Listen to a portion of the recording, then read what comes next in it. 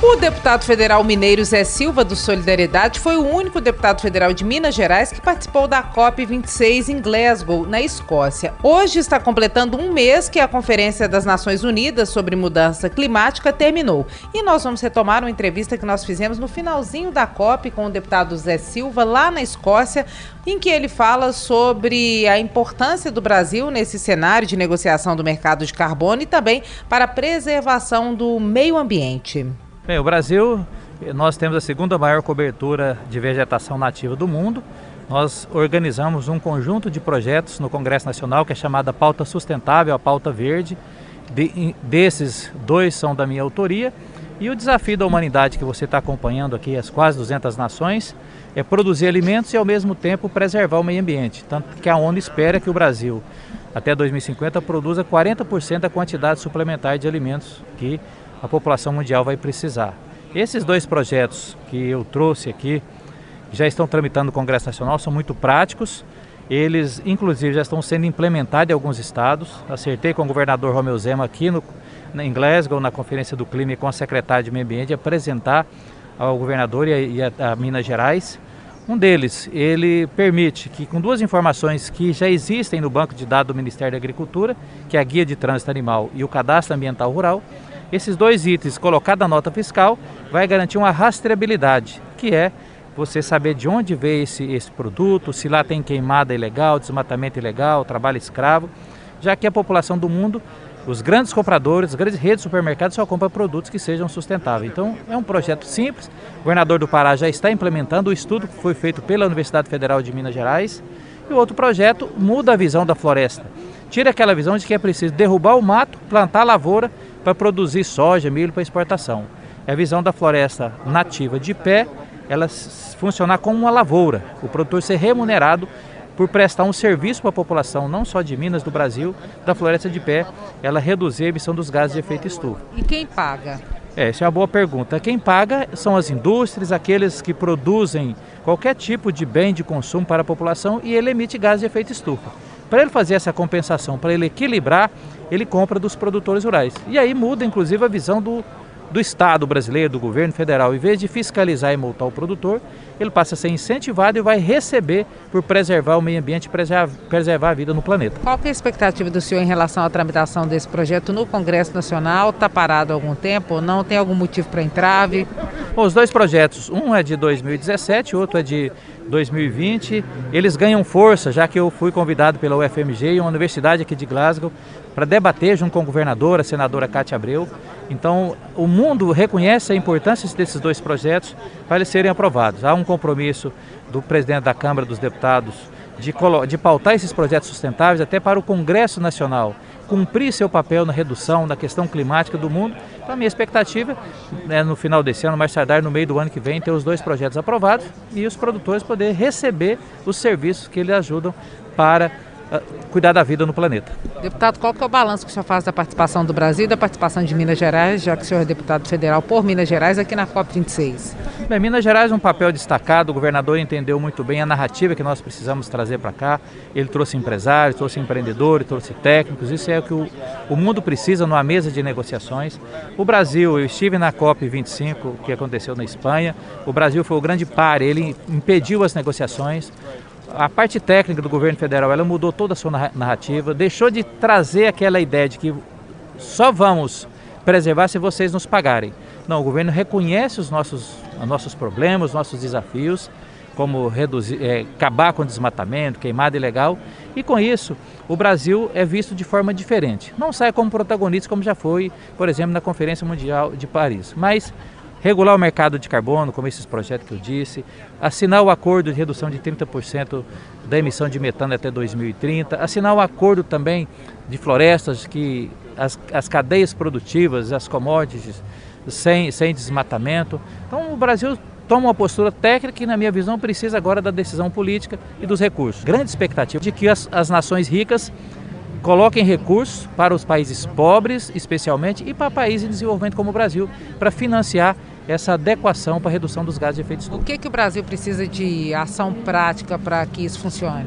O Brasil precisa não só fazer as metas, o Brasil foi muito bem, mas precisa ter técnica, saber o que vai fazer e ter recurso. Isso depende, por exemplo, no orçamento do Congresso Nacional, definir um recurso claro e estratégico para cada uma das metas que o Brasil comprometeu. Deputado, eu perguntei sobre a participação de Minas Gerais e eu acho que vale ressaltar que o senhor é o único deputado federal de Minas Gerais que veio. O Rodrigo Pacheco, que é presidente do Senado, também representa Minas. O governador Romeu Zema veio e parece que os dois únicos deputados estaduais participando da conferência são dois deputados estaduais de Minas Gerais, o Ulisses Gomes e o Noraldino Júnior. O senhor acha que tem um interesse específico de Minas nessa questão do debate do meio ambiente?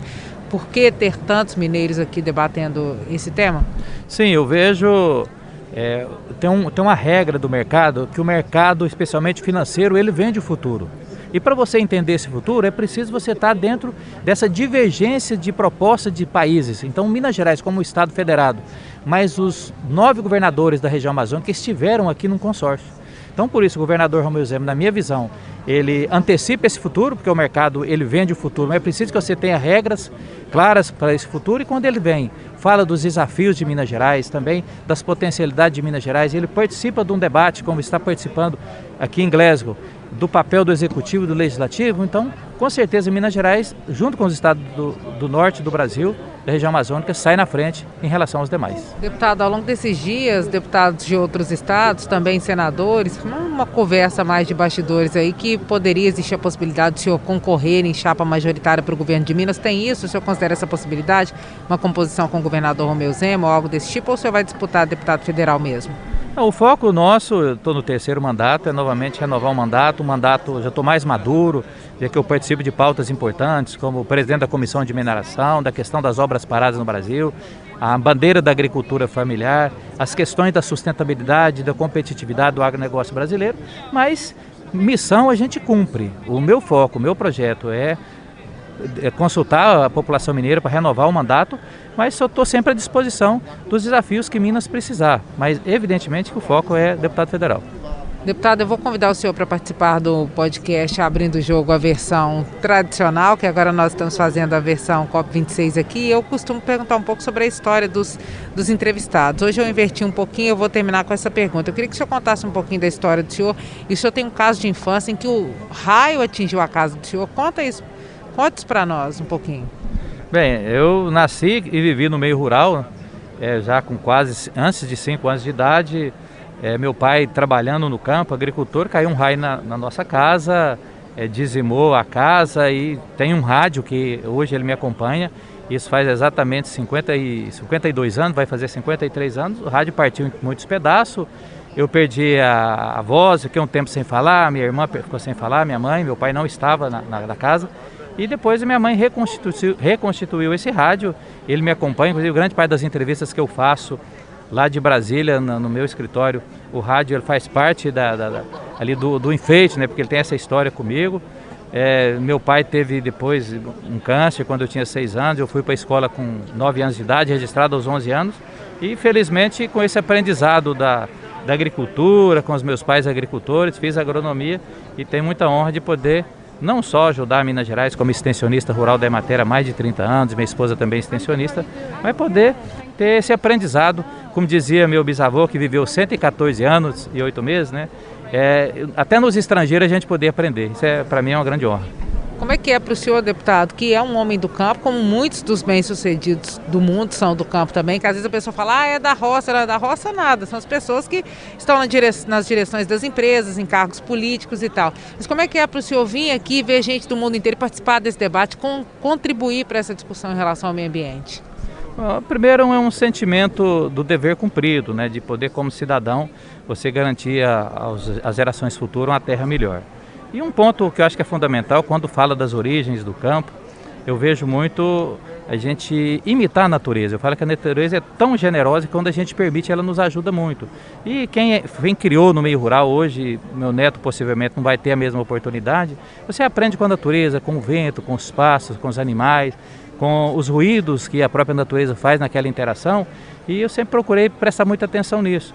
E é esse o aprendizado que eu procuro trazer também para os debates internacionais de Minas Gerais e do Brasil. E também o que os próprios mineiros falam muito, né? Um tempo grande de escutatória, você ouve bastante. E eu já estou com mais de 30 anos como extensionista rural e podendo aprender com a sabedoria dos agricultores. São lições que não estão nos livros. É muito importante você ter os livros, estudar, ser alfabetizado.